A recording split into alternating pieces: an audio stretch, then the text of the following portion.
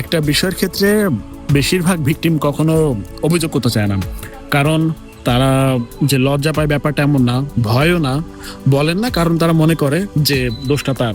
আর প্রতারকরা ঠিক এটাই চায়। আজকে যা বলবো সেটা অনেকের কাছে অস্বস্তিকর লাগতে পারে, কিন্তু এটা জানা অবশ্যই দরকার, কারণ না জানলে বাঁচতে পারা যাবে না।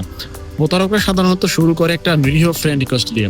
প্রোফাইলে সুন্দর ছবি, ভালো পরিচয়, মিষ্টি কথা, দিনের পর দিন বিশ্বাস তৈরি করে, তারপর ধীরে ধীরে সম্পর্ক গভীর করে।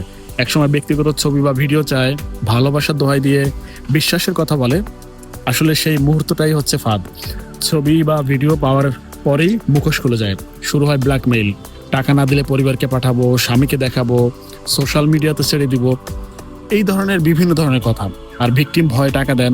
একবার টাকা দিয়ে দাবি পূরণ করলে তাদের দাবি আরো বাড়তে থাকে। এই চক্র থেকে বের হওয়া তখন কঠিন হয়ে পড়ে। আর এখন এআই অর্থাৎ আর্টিফিশিয়াল ইন্টেলিজেন্স যুক্ত হয়েছে আরো ভয়ঙ্কর ভাবে। আসল ছবি না থাকলেও এআই দিয়ে নকল ছবি বানিয়ে ব্ল্যাকমেইল করা হচ্ছে। মানে এখন নির্দোষ মানুষও ভিকটিম হতে পারেন। তাহলে কি করবেন? অপরিচিত কাউকে কখনোই ব্যক্তিগত ছবি বা ভিডিও পাঠাবেন না। ভিডিও কলে অপরিচিত কারোর সামনে সতর্ক থাকতে হবে। আর যদি কেউ ব্ল্যাকমেইল করে, টাকা দেবেন না, কারণ টাকা দিলে সমস্যা শেষ হয় না, বরং শুরু হয়। সাথে সাথে আপনার অবশ্যই থানা যাওয়া উচিত যদি এমন কোনো প্রবলেম ফেস করেন। সাইবার ক্রাইমে অভিযোগ করেন, কারণ দোষী আপনি না, দোষী যে আপনাকে ব্ল্যাকমেইল করছে সে। তারা